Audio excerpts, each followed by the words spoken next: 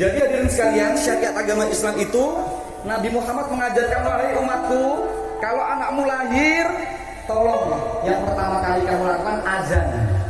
Azanin telinga kanan, qomat telinga kiri. Maksudnya apa? Supaya anakmu itu sudah kenal siapa Tuhannya, siapa yang harus disembah, siapa itu Allah.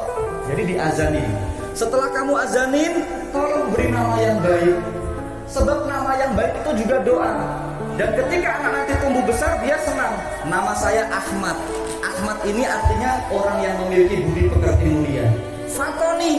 Fatoni ini adalah artinya orang yang cerdas, orang yang memiliki intelektual yang hebat. Al-Hasan ini artinya anak yang tampan, anak yang periang. Jadi luar biasa doa. Setelah kamu berikan nama, tolong setelah 7 hari dia lahir, tolong kamu akikah. Inilah perintah Nabi Muhammad. 7 hari setelah lahir disuruh akikah sebagai bentuk syukur. Sebagai bentuk syukur. Kalau diberikan kelebihan rezeki, paling bagus 7 hari setelah lahir. Tapi kalau masih belum ada rezeki, pokoknya anak itu sampai dia umur balik. Dia umur balik sekitar umur 10-12 tahun. Kalau sudah balik, sudah mimpi basah, sudah habis kewajiban orang tuanya dari untuk akikah. Sebab akikah ini juga dikatakan Nabi sebagai mengganti, ya, karena anak kita itu tergadaikan. Maksudnya itu anak ini masih belum lengkap kalau belum diakikahi.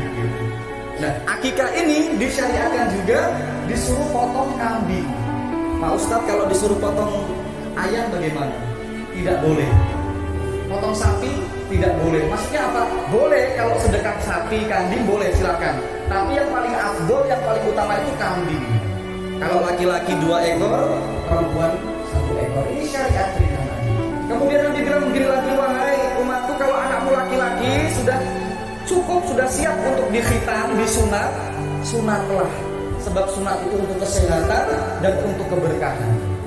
Pernah juga bapak-bapak sekalian, guru saya pernah cerita, ada seorang bertanya begini, Pak Ustadz, kenapa orang Islam itu harus disunat, harus dikhitan? Kan sakit Pak Ustadz. Nah, Pak guru saya tadi bilang, ini ada pisang enak sekali, silakan dimakan. Pas dia mau makan, bapak-bapak sekalian, ustadznya bilang tadi begini, jangan dikupas kulitnya. Oh, enggak boleh dikupas. Jangan dikupas kulitnya, langsung makan saja. Akhirnya dia bertanya, oh berarti sunat itu seperti itu. Jadi dikupas supaya lebih berkah, lebih enak. Akhirnya orang bertanya tadi kepada ustadz saya tadi mengerti. Nah, jadi sunat ini buat kesehatan. Inilah syariat agama Islam. Yang pertama diazanin, diberi nama yang baik, diakikahin, kemudian disunat bagi laki-laki. Bahkan perempuan pun juga ada syariat untuk sunat. Nah, ini orang-orang tua kita dulu sudah tahu. Semua diatur dalam agama Islam. Jangankan sunat, orang bersin saja itu diatur, disuruh mendoakan. Kalau masuk toilet kaki kiri diatur. Mau tidur baca doa. Dari bangun tidur sampai semua diatur syariat agama Islam. Hadirin sekalian, itulah tadi akikah. Nah, hakikat atau inti dari akikah, ini kesimpulannya.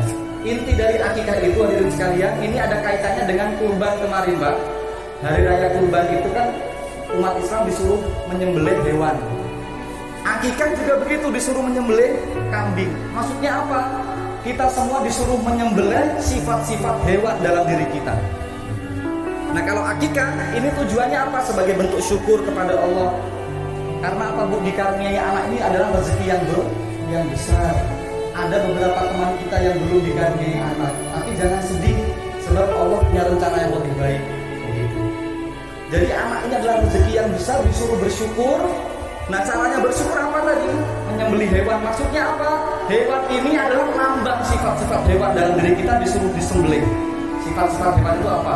Ya puas, serakah, tidak tahu ini halal, tidak tahu ini haram. Sebab jamaah sekalian, mohon izin ini ya, manusia, diri kita ini terdiri dari 2 unsur, Pak. Unsur malaikat dan unsur hewani. Unsur malaikat dan unsur hewani.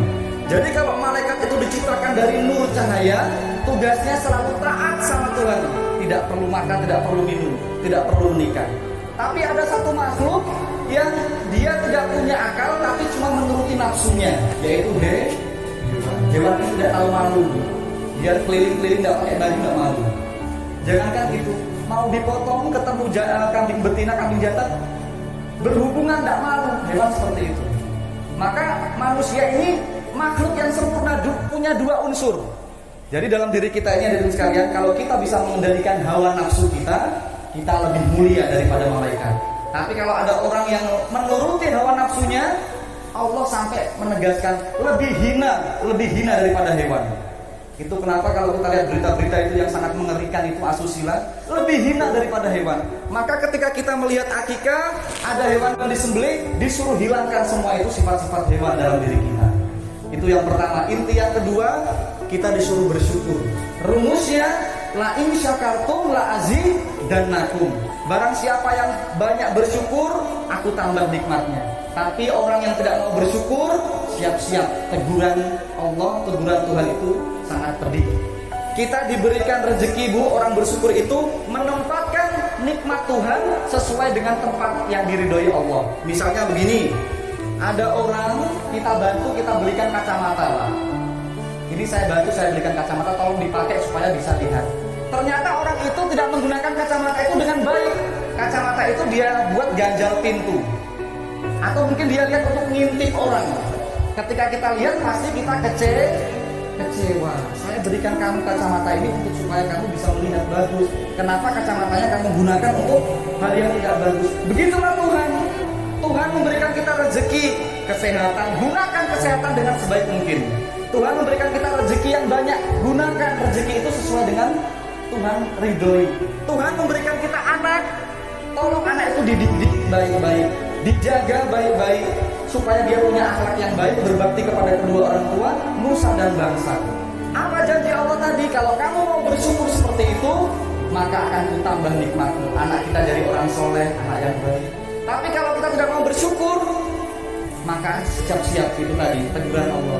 Misalnya begini, ada orang tua dia tidak mau bersyukur, anaknya cuma dibiarkan, anaknya pergaulan salah dibiarkan, tidak mau ibadah dibiarkan, maka itu bukan orang yang bersyukur. Maka anaknya jadi orang-orang yang tidak baik. Jadi harus bersyukur supaya hidup kita bahagia. Seperti itu, Bu, ya. Itu inti dari akikah. Dan kita berdoa mudah-mudahan dengan akikah ini seperti sabda Nabi, orang yang diakikahi ini kan orang sedekah. Orang sedekah ini tujuannya itu supaya menolak bala, musibah. Jadi kalau kita banyak-banyak sedekah, itu musibah bala tertolak semua. Nah, keluarga akikah ini sebagai bentuk syukur mereka sedekah ini makanan supaya anak ini ke depan dihindarkan dari mara bahaya, malapetaka apapun, dan jadi anak yang soleh. Seperti itu, ya. Mohon maaf sedikit panjang. Mudah-mudahan bermanfaat untuk kita semua. Para pendeta, para ustadz, hadirin wa hadirat, bapak-bapak, ibu-ibu, tamu undangan yang berbahagia, yang sangat-sangat kami hormati. Alhamdulillah, segala puji bagi Allah, Tuhan yang Maha Kuasa. Sama-sama kita bersyukur pada malam hari ini atas karunia, nikmat, berkat, rezeki yang sangat besar dari Allah Tuhan kita, sehingga kita dapat berkumpul, bersilaturahmi, mempererat tali persaudaraan, kekeluargaan. Kemudian kita juga menyaksikan pelaksanaan atau syariat Islam, yaitu gunting rambut tadi yang sama-sama kita lihat.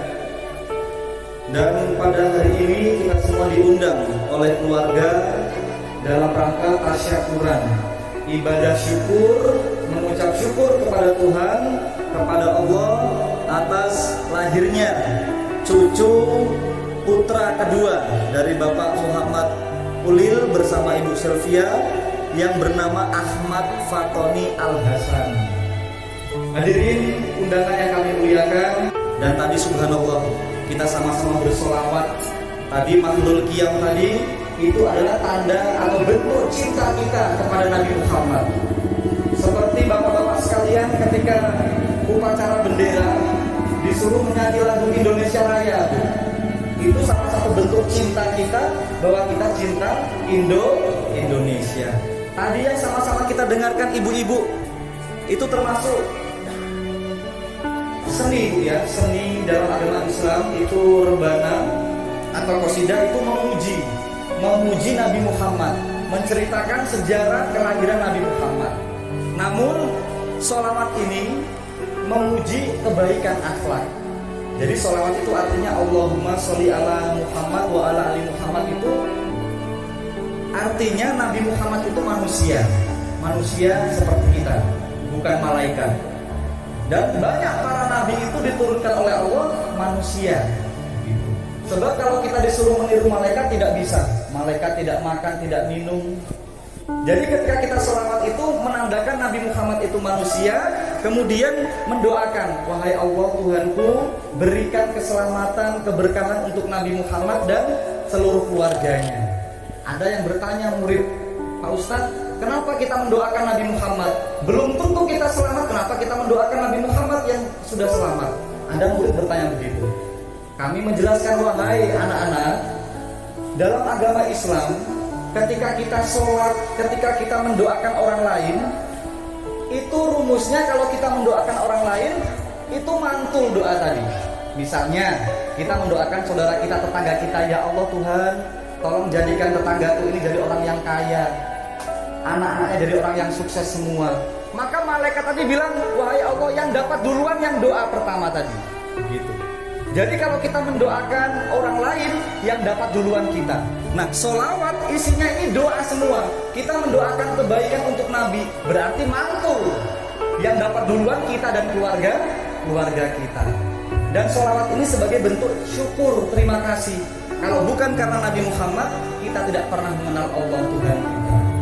Jadi sholawat ini bukan kita menjunjung Nabi Muhammad sendirinya, mengangkat seperti orang yang paling mulia, bukan, tapi sebagai bentuk syukur kita. Nabi Muhammad manusia yang memiliki akhlak yang paling mulia, akhlak yang tertinggi, yaitu rahmatan lil alamin.